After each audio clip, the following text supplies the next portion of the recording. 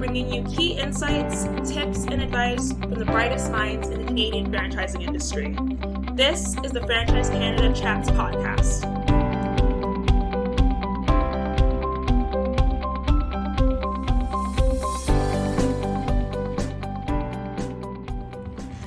Welcome to the Franchise Canada Chats podcast, where we take you into the world of franchising.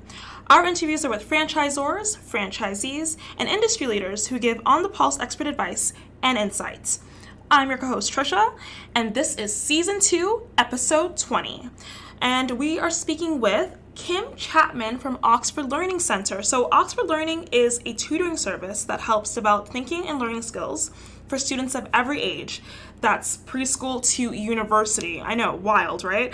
With over 35 years as a proven franchise system and more than 100 locations across the nation, Oxford Learning truly makes a difference. So Kim's going to talk about what she does. She's going to just talk about why she decided to invest in Oxford Learning, the most rewarding part about being a franchisee with that system, what keeps her motivated and inspired on her franchise journey, even during the difficult times, and a whole lot more. This is a great episode, guys. I hope you enjoy it. Hi, Kim. How are you? I'm good, thanks. How are you guys doing? We're doing good. Thanks for joining us today. Perfect. Thank you. So you are a franchisee with Oxford Learning. I am. What is your background and experience, and what drew you to franchising and the Oxford business model in particular? So I actually have a background in education. I have my master's in education, and I've worked with kids for as long as I can remember. I started as a teacher first and foremost, and I ended up kind of really liking the way that Oxford Learning creates their business model and their mission and their values. I really appreciate the way that they can go in, and we can go in and figure out how to fix what's going on with the student and go from there and really create a great learning environment for kids, which in the school system doesn't necessarily always happen, which is quite unfortunate. Mm-hmm. So how did you hear about Oxford Learning exactly? Well, I actually was working as a teacher, but I was only supplying way back in the early, late 2000s. There was not a lot of teaching jobs, and so I needed something to kind of supplement and get more experience in the classroom. So I ended up applying as a teacher to another center, and I loved it right off the bat. It was such a great environment. I worked 4 nights a week there, and it was just such a great learning environment. And once I found that I liked that so much, I ended up actually taking a management position with another center, and then another center, and then I finally approached the owner of the current center that I'm in, Guelph, my only center, that I was looking to buy, and suddenly I was a franchisee, and that's kind of how that happened.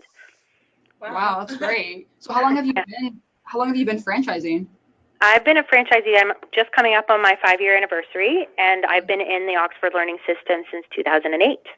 Wow, that's awesome. Yeah. So when you kind of thought, I want to go and become a franchisee, how did that work? Because I guess you knew the head office staff, I'm assuming you kind of had those contacts in place. Was it maybe a easier process than for you than for someone who had no experience with Oxford before? So I literally had no experience with being a business owner. I had no experience with I didn't really even know what franchising was. So I was lucky to go into a system that they're very supportive of their franchisees. The franchisor is amazing and gives me a lot of support that way. But I didn't know that when I purchased the business. I had no idea. I went into it completely blind. I got myself a lawyer and an accountant who kind of knew what they were talking about and specialized in franchises. And I really had to do my homework to make sure that this was the right decision for me. And it was. I'm very, very lucky. But that was a huge challenge for me, to be honest. I didn't know. You don't know what you don't know, right? So I feel like having this kind of franchisor who comes in with a great document that I can understand in terms of the franchise agreement. I had to go through that, and even that, some of the language was over my head, so I had to do my homework on that as well. But that was really, really great for me because I learned a lot. The first 2 years, I mean, was such a steep learning curve. I had no idea. I didn't know how to bookkeep. I didn't know how to use a payment processing a purchase. What do you call that thing? A terminal. I had no idea. I had no idea about any of that stuff. So it's a big learning curve for me, and it was a great challenge. But I really rose to it, and it was lucky for me. What were your hours like when you first started? So it sounds like you were pretty busy. I worked like a crazy person. I still work like a crazy person, actually, but I love it. And that's kind of the big difference for me. This, to me, is more of a passion than just a job. I really enjoy being here. The center is such a great place. I have great staff, but I do work a lot. Probably not everyone wants to work like I work, but I usually work from 8:30 or 9 in the morning until 7 at night. I do work some weekends as well, although I'm trying to pull back a little bit more than that on that right now. I'm trying to do a better job at that, but I do work a lot, and it's I know it's a good problem to have, but we tripled our enrollment and our income within a year of 2 years with what we were, what we started with, and I do work a lot. So, but my passion turned around to that success for sure. So I do enjoy it, and I kind of feel like I have to defend it sometimes, but I work a lot. You know what? I think that something I've noticed since working with the CFA is that all franchisees, all business owners have the same mentality. Yeah. They all work a lot, but it's just something that they love so much that it doesn't faze them. They're just so passionate about it. So I think you're in good company when it comes to that. Yeah. I agree. I agree with you 100%. If you like what you do, it doesn't feel like you're putting in time. You want to be there. I want to be here. And I mean, I have benefits that outweigh it too, right? I travel when I want. I have a good team in place that I can worry, I worry less when I'm gone. And I feel like I'm really approachable so that they can contact me if anything's going awry or whatever is happening. That to me is super important, to make sure that I've got the proper staff in place and I can walk away if I need to. If I'm not feeling well for a day, I don't come in. Those kinds of things. I mean, I work hard, but I play hard too. So, How big is your staff now? We just went through a crazy transition where I lost a lot of long-term staff. I have a lot of people that left at the end of the summer or at the beginning of the summer. So we've just gone through a big process where we've hired about 5 new teachers or new staff. But we have, I think we're at 13 or 14 staff right now, not including me. So that's kind of nice too, that we've got a really good big staff. We have a very big high school student contingent here. So I have a lot more high school math and science teachers. And then we have a big French component here as well. So that's kind of nice too. We've got lots of French teachers. This year I got smart and hired French and math teachers that can do both. That was smart. So the Oxford Learning Educators, I don't know if that's what you call them, but educators, do they have to actually be teachers, or what's the process when you hire your staff for that? So I tend to not actually hire certified teachers, even though I am one, and I will hire them if they're really, really good. But they are so used to teaching to a classroom and not on that individualized basis that I honestly end up hiring a lot more master's students or people that have just finished school that are looking for extra hours, that kind of thing. They need to have a passion when they walk through the door. They have to be interested in helping kids.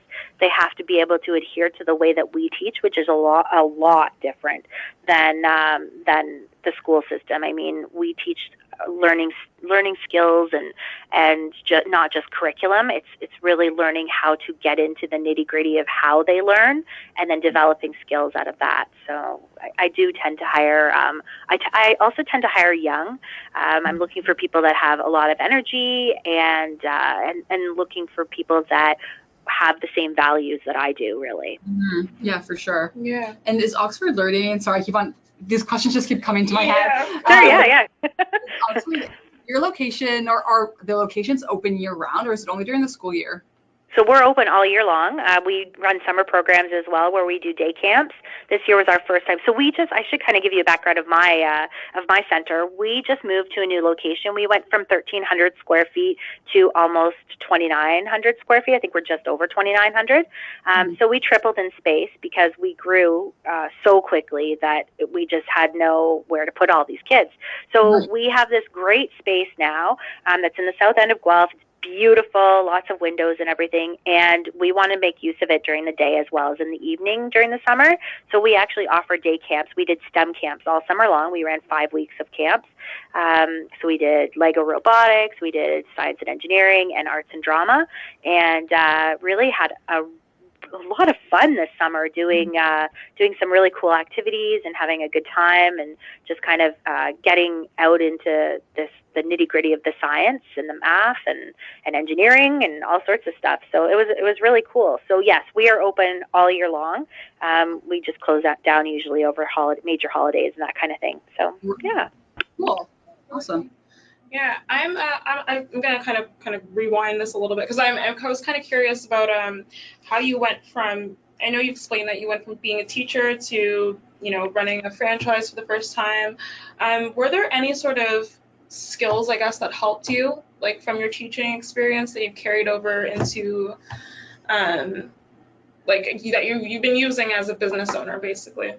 So that's kind of an interesting question too. I don't feel like a lot of my education skills are needed, more my leadership skills. So, when you're running a business, you have to be the person, the go-to person, especially with a number of staff, and I have to be knowledgeable about everything. So I read a lot. I read a lot of kind of self-help motivational books. Stephen Covey, which like the Principle-Centered Leadership, that book, honestly, was probably one of the best books I've ever done. Same with the 7 Habits of Highly Effective People. Those books to me are like a Bible. I use those pretty frequently, especially the leadership component, because I really feel like that's something that I've been working on is my communication skills and making sure that I'm upfront with my staff about what I'm looking for, my expectations. It's funny because we just went to a big training, what we call the Center Director Retraining at our head office last week, and I came away with pages and pages and pages of notes on things that I want to work on, and that kind of support from a franchisor is so good because now I feel re-energized to walk into the center. Not that I ever really had a problem about being energized, but I feel like walking into this kind of environment, I have so many ideas that I want to put into place, and that kind of meeting with other people who do the same thing that I do and things that I think I haven't realized that I've missed, that kind of thing. So it's definitely that is, I want to make sure that those skills, I'm honing those skills on a regular basis. Mm-hmm. Are there skills that you kind of, you mentioned bookkeeping and stuff like that were difficult for you to kind of get a handle on? Were there any other things that kind of took you off guard? Yeah, bookkeeping and me are not best friends. I'm not going to lie. Math in general has never been my forte. So I hire a bookkeeper and an accountant to make sure that everything I'm doing is correct. And I didn't do that until about 2 years in, which I had an accountant, but not a bookkeeper. My bookkeeper is my best friend, and not in real life, but she is seriously the person I go to when I have any issues, because again, you don't know what you don't know, and owning a business is a whole other set of things that a learning curve that you've got to kind of hit, right? Mm-hmm. So math and me, my mother jokes still to this day, the only class that I've ever failed is my personal finance course, and it's true. I'm not good at that. That's something that I had to work on right from the get-go with this.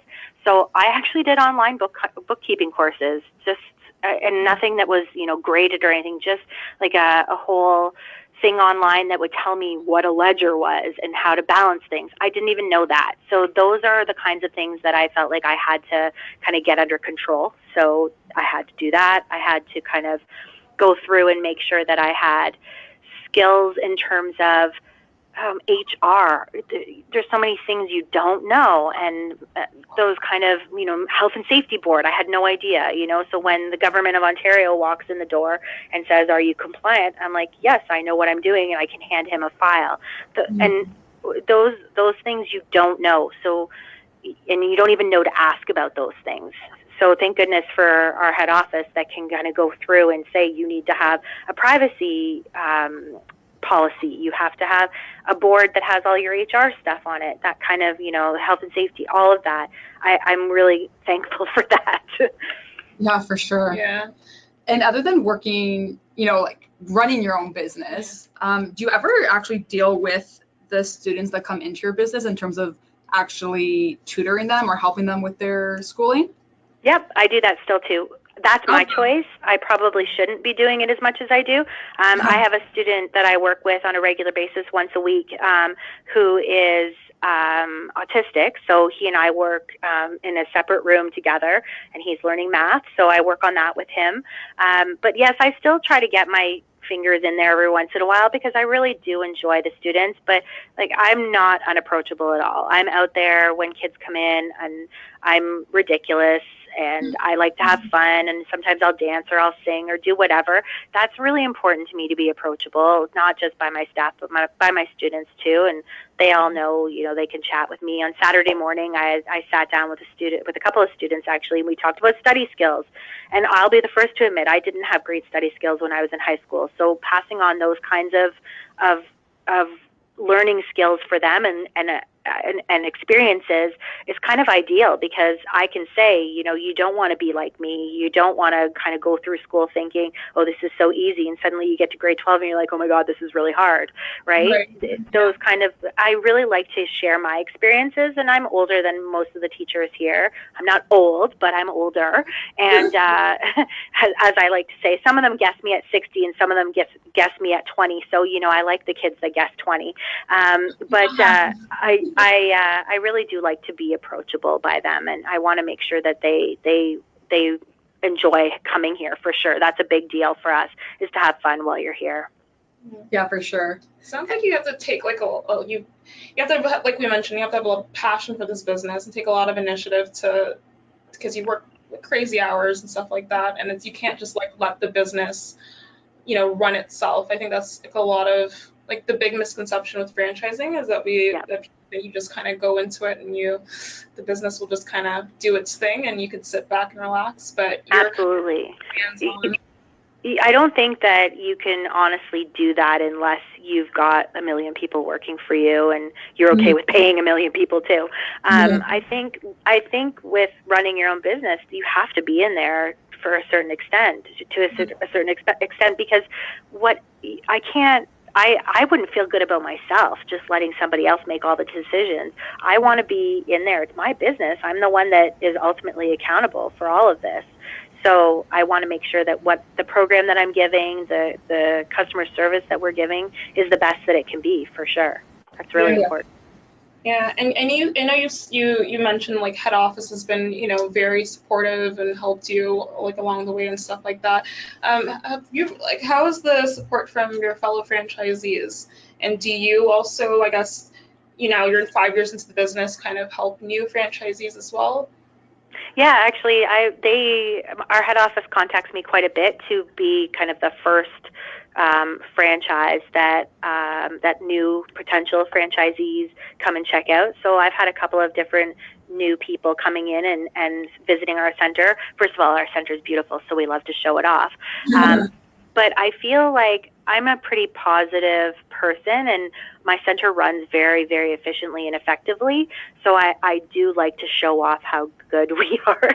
Wow, that sounds so conceited. I don't mean it to sound like that, but we are. This is a strong franchise, and we do things by the book, which has a lot to do with our success.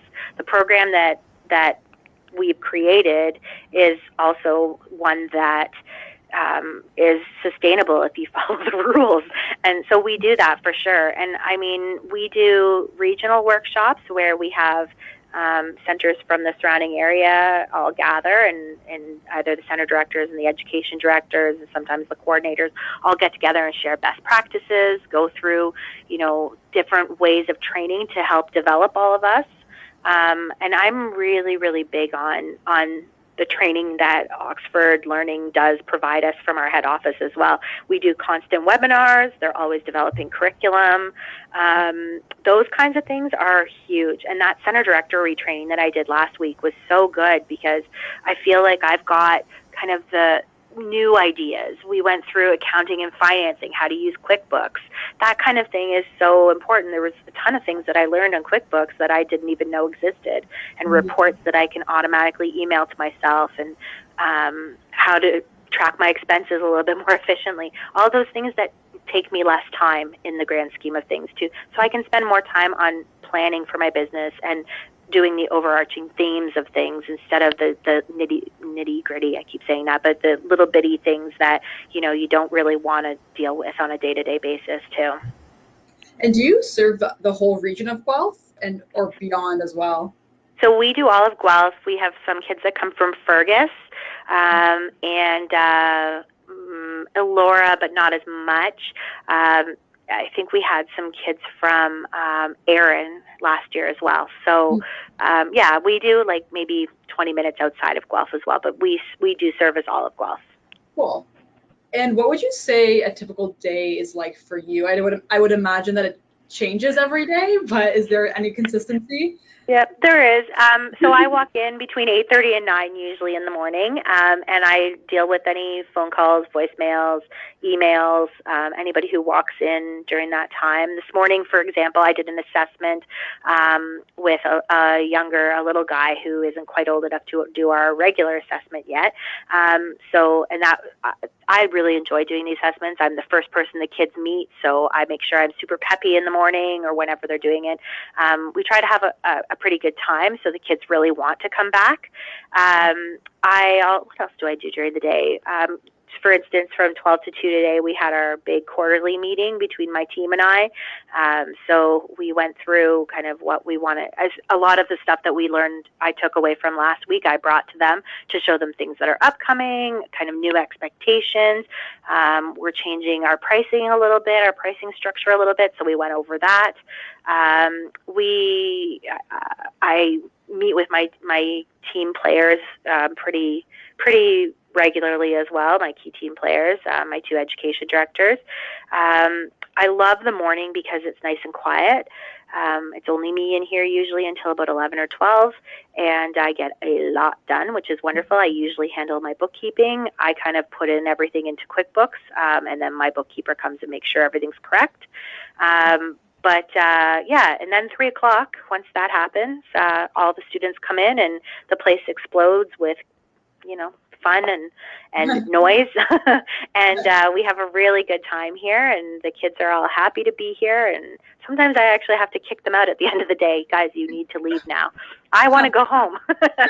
So yeah, it's a good spot. So that's kind of what a typical day looks like for us. I try to get out of here between 6 and 7. Sometimes it works and sometimes it doesn't. So what time does your location close? 8 o'clock. So we're open for classes Monday to Thursday, 3 o'clock to 8 o'clock, and then Saturdays 9 to 12. I don't do anything here on Fridays other than PD days, and I sometimes take Fridays off. So honestly, I can't really even say that my job is like 12 hours a day every day, because I do often take Fridays off.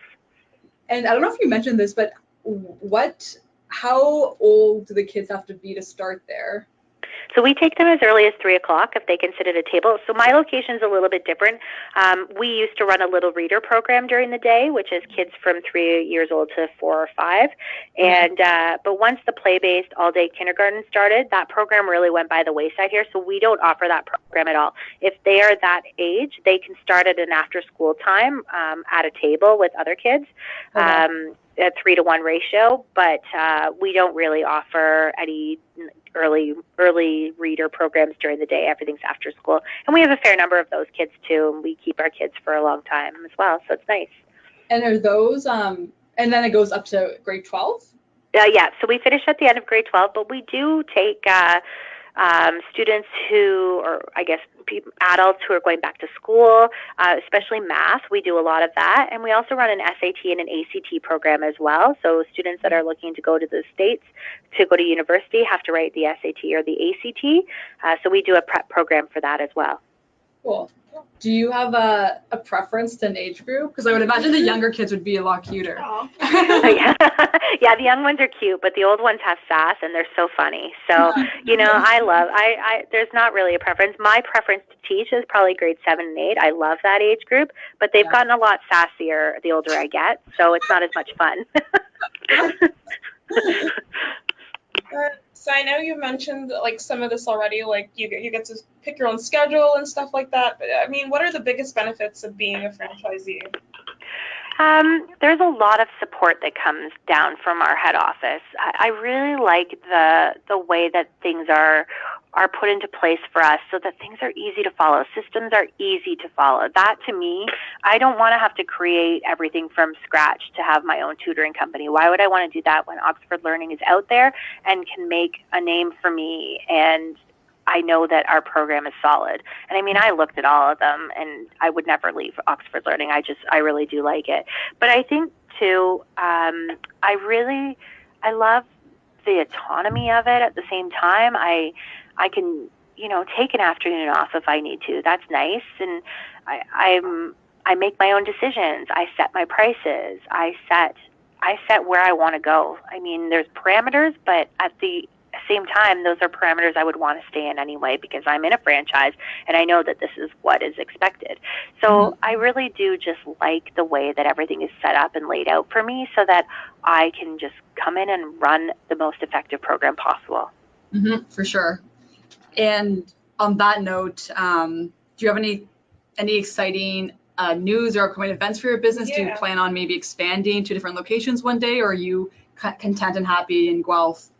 So that's kind of an interesting question. When I was talking about moving this location, I still had some time left on my old lease. So I wasn't sure if I would keep that one open and then open the secondary location. I wasn't really sure what I wanted to do. But after doing a lot of soul searching, I know I'm the heart and soul of my business. I know that I can't be in two places at once. So do I really want to stretch myself out and be that, open that second location or do something like that? I don't know that I would be the most effective or as effective as I am in my own center, running two of them. And parents do still rely on me. I'm the person that they go to, So I don't think that I would ever, well, I would never say never, but I don't think that would be something that I would want to do in the long run. I would rather make this one the most solidly capable tutoring center in all of Guelph, and that's my goal. And I think we could take upwards of 200, 250 kids easily. And we're sitting at about, we're sitting between 120 or 130 right now, I think. So, I can't see that I would want to do that, but again, never say never. I'm still young. Unless you ask my little kids, they might not say that. Yeah, that's fair. You don't want to, you also want to be the face of your business. And I would imagine having more than one location, you're kind of trying to go from location to location, or you're only at one location one week and then the other week. So it'd definitely be more difficult. Yeah, absolutely. And that's so important to me, to be that person who is there for those kids. And I mean, kids, they need somebody who believes in them. And I know these kids inside and out, every single one of them. And that to me is so much more important than having a second location and being, I don't know, strong in too many different directions. For sure. You sound like you're very passionate about, the business and about the kids, and it seems very genuine and stuff like that. So it's really cool that you're helping so many kids. It's great. It's a rewarding feeling for sure. I mean, I'm not going to lie. I do that for that feeling for sure. Yeah. Oh my God. Yeah. Yeah. So Kim, on that note, are you ready for some franchise fun? Yes. Very hesitant. Yes, I am. So we're going to ask you a few questions, and if you just answer them with one answer, maybe a couple, or one word or a couple of words. All right. Yeah, and it'll just be a quick lightning round. Yeah. Oh, great. Okay, so the most interesting thing I've done recently is... I went to Disney. Oh, fun! I'm such a Disney nerd. I'm so sorry. Oh, that's my dream. Well, it's kind of funny because this is totally not lightning round at all, but we do a thing called throw the fish around, which is kind of, if somebody does something right, we throw a fish. So I was so excited to go to Disney because I bought a stuffed Nemo and a stuffed flounder and I can't even remember who else I have over there, all these Disney fish things, and we throw those around to say, oh, look at who's working so hard over there, and I throw them a fish. Or that kid just answered the question right, and I throw them a fish. Making it matter, making it fun for the kids. So I brought Disney back to the kids. That's awesome. A good franchisee is? Patient. A good franchisor is? Knowledgeable. The most important thing in life is? Fun. My favorite drink is? Oh, I'm so boring. Water. Sorry. I'm so sorry. That's not boring at all. That's healthy. Yeah, it's good. I've got like a big bottle of it sitting right here that I've been sipping through all day. Good Lord. If I could meet anyone, it would be? Oprah Winfrey. Oh. Yeah, that'd be great. I think that's on everyone's Yeah. Oprah. Canadian franchising is? Exciting. It is. Yeah. My personal motto is? Listen and be positive and enjoy life. Good one. And last but not least, one necessary item on my life's to-do list is? My life to-do list. Oh, I don't really have a life to-do list. I feel like I take things as it comes, and I just want to be the best that I can be. And that's kind of my motto. And that's kind of, that one's hard. That's hard, too hard. I pass. Actually, one more question. We've been asking most of our franchisees. I think we missed one. But can you redefine failure? Redefine failure. Always learning. Always learning. That's great. That is great. There's really no such thing as failure. It's all about what you take from not achieving what you wanted and then go forward from there. I like it. That's good inspiration. Yeah. Well, awesome. Yeah. Thanks, Kim. And for what it's worth, I think you sounded like in your late 20s when you first came on the phone. Thank you. But I was like, oh, this girl is young. I am, but I'm not. I'm just immature, maybe. That's awesome. Well, thank you guys so much. This has been really good. That's awesome. Thank you for joining us. It's great. Thank you guys so much. Thank you again. Take care. All right, take care. Bye now. Bye. Thanks for listening. If you'd like to learn more, visit franchisecanada.online. And if you're interested in the franchise opportunity, go to lookforfranchise.ca.